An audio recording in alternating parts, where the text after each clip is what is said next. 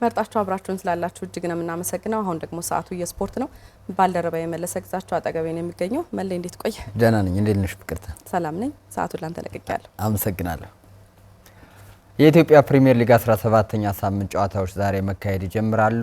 4 ጨዋታዎች ዛሬ የሚደረጉ ሲሆን አዲስ አበባ ላይና አዳማ ላይ 2 መርሃ ግብሮች ይከናወናሉ። አዲስ አበባ ላይ አርባ ምንጭ ከተማ ከፋሲል ከነማ የሚያደርጉት ጨዋታ ትኩረት ይስባል። እስካሁን አንድ ጊዜ ብቻ በሊጉ የተሸነፈው ፋሲል ዘንድሮ ከድል ጋር ካልተገናኘው አርባ ምንጭ የሚያደርጉት ጨዋታ ተጠባቂ ነው። በጥምቀት በዓል ምክንያት ከሀዲያ ሆሳዕና ጋር ሊያደርጉት የነበረው የ16ኛ ሳምንት ጨዋታ ያላከናወኑት ፋሲል ከነማዎች ወደ ሰንጠረዡ ከፍታ የሚያስጠጋቸውን ድል ለማግኘት ካዞቹ ጋር ይፋለማሉ። አጼዎቹ ኢትዮ ኤሌክትሪክን 1-0 ካሸነፉበት የ12ኛ ሳምንት ጨዋታ በኋላ ድል ማድረግ አልቻሉም። ከ3 ጨዋታ በኋላ ወደ ድል ለመመለስ ሲያልሙ አዞዎቹ ከድል ጋር ለመታረቅ በማሰብ ነው የሚጫወቱት። ቀን 10 ሰዓት ላይ መርሃ ግብራቸው ይጀምራል። አዲስ አበባ ላይ የሚደረገው ሌላው ጨዋታ በሊጉ አጋማሽ የሚገኘው ሀዲያ ሆሳዕና ከወራጅ ቀጠናው ወልዋሎ ዓዲግራት ዩኒቨርሲቲ የሚገናኙበት የ7 ሰዓት ጨዋታ ነው።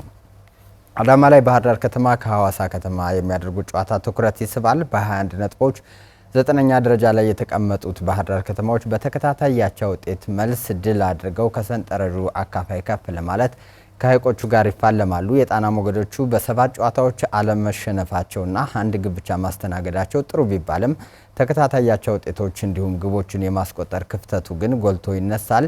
28 ነጥቦች ሰብስበው ከመሪው ሲዳማ ቡና በ5 ነጥቦች ርቀው 2ኛ ደረጃ ላይ የተቀመጡት ሐዋሳ ከተማዎች ከመሪው ሲዳማ ቡና ጫና ለማሳረፍ ማሸነፍን እያለሙ ወደ ሜዳም ይገባሉ።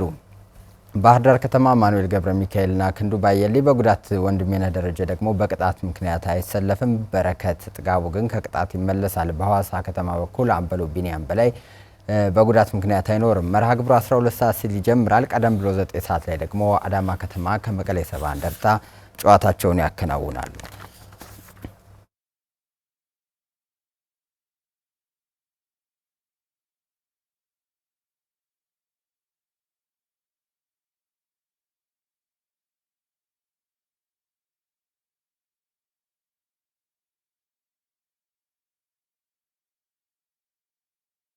የ2018 የባህር ዳር ከተማ የመስሪያ ቤቶች ቮሊቦል ውድድር ትናንት መከናወን ጀምሯል። ዘንድሮ በውድድሩ ካምናው የተሻለ የተሳታፊ ቁጥር መኖሩ የውድድሩ ድምቀት እንደሚጨምርም ተነግሯል። መልሰው ጥበው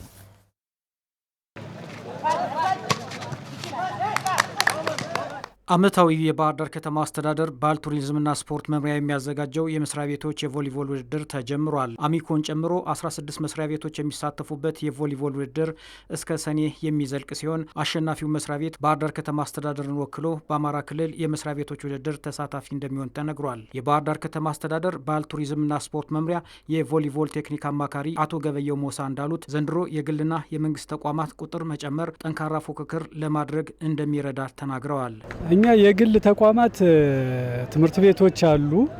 እነ አቡነ ጎርጎሪዮስን የመሰለ ትምህርት ቤት አለ። ባህር ዳር ዩኒቨርሲቲ በ3 በ4 ቲም ነው የሚሳተፈው። ጠንካራ ከተማ አስተዳደሩን ከሚወክሉት ጠንካራ መስሪያ ቤቶች መካከል የሚጠቀስ ነው። በ2 ዓመት 3 ዓመት ተከታታይ በማሸነፍ ቢዝነስ ኢኮኖሚክስ የተሻለ ቡድን ሆኖ አሳልፏል። በዚህ ውድድር ከመንግስት ተቋማት ባለፈ የግል ድርጅቶች ተሳታፊ መሆናቸው ጥራት ያለው ቡድን ለማግኘት ይረዳናል ሲሉ አቶ ገበየው ገልጸዋል።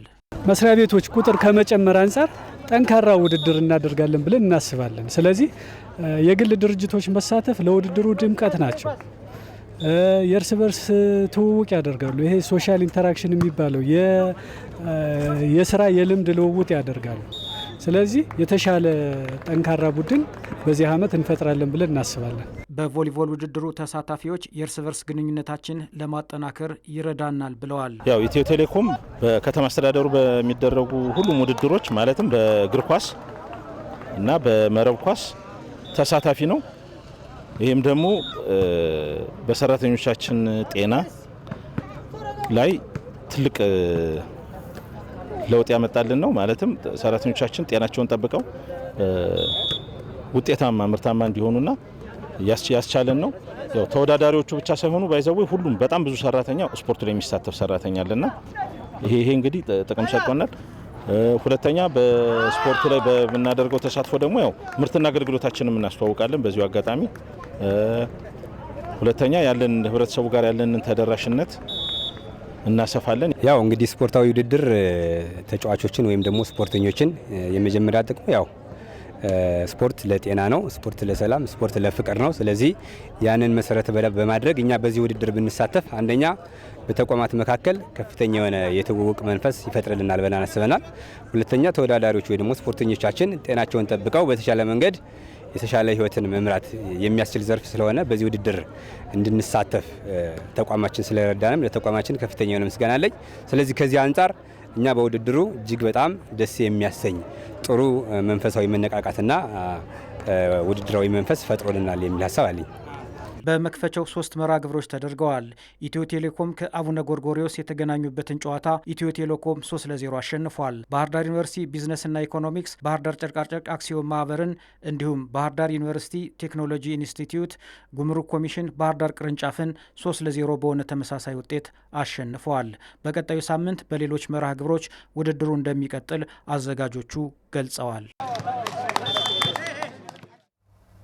የ2018 የኢትዮጵያ ዩኒቨርሲቲዎች ስፖርት ፌስቲቫል በጅማ ዩኒቨርሲቲ አስተናጋጅነት ዛሬ ይጀምራል። በዚህ ውድድር ከ49 ዩኒቨርሲቲዎች የተውጣጡ ከ7500 በላይ ስፖርተኞች በ15 የስፖርት አይነቶች ፉክክር ያደርጋሉ።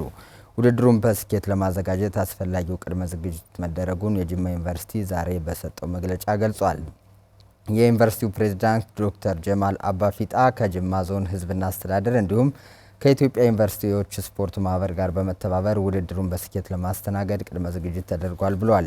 ዩኒቨርሲቲዎች የትውልድ መቅረጫ መሰረቶች ናቸው ያሉት ፕሬዝዳንቱ በአካልና በአእምሮ የዳበረ ማህበረሰብ ለመፍጠር ስፖርት አስፈላጊ መሆኑንም አንስተዋል። የኢትዮጵያ ዩኒቨርሲቲዎች ስፖርት ማህበር ፕሬዝዳንት አባይ በላይሁን አካዳሚክ እውቀትና ስፖርት አብሮ መሄድ እንዳለበትና እንደ ሀገር አሸናፊ ብሔራዊ ቡድን ለመገንባት የተያዘው እቅድ ለማገዝ የዩኒቨርሲቲዎች ስፖርታዊ ውድድር አስፈላጊ ነው ብለዋል። የዩኒቨርሲቲዎች ስፖርታዊ ውድድር ተተኪ ስፖርተኞች የሚገኙበት መድረክ መሆኑን በማንሳትም ተቋማትና ክለቦች አስፈላጊውን ምልመላ እንዲያደርጉም አቶ አባይ ገልጸዋል። ውድድሩን በቴክኖሎጂ ለማገዝና ይበልጥ ስኬታማ ለማድረግ ሞባይል አፕና የቀጥታ ውጤት መግለጫ ሲስተምን የመሳሰሉ ቴክኖሎጂ ተግባራዊ እንደሚደረግም ተመላክቷል። በጅማ ዩኒቨርሲቲ ለሚካሄደው የኢትዮጵያ ዩኒቨርሲቲዎች ስፖርት ፌስቲቫል ከ100 ሚሊዮን ብር በላይ ለዝግጅት ወጪ መደረጉን ዩኒቨርሲቲው ገልጧል። የውድድሩ መክፈቻ ዛሬ ከሰዓት በኋላ ይካሄዳል።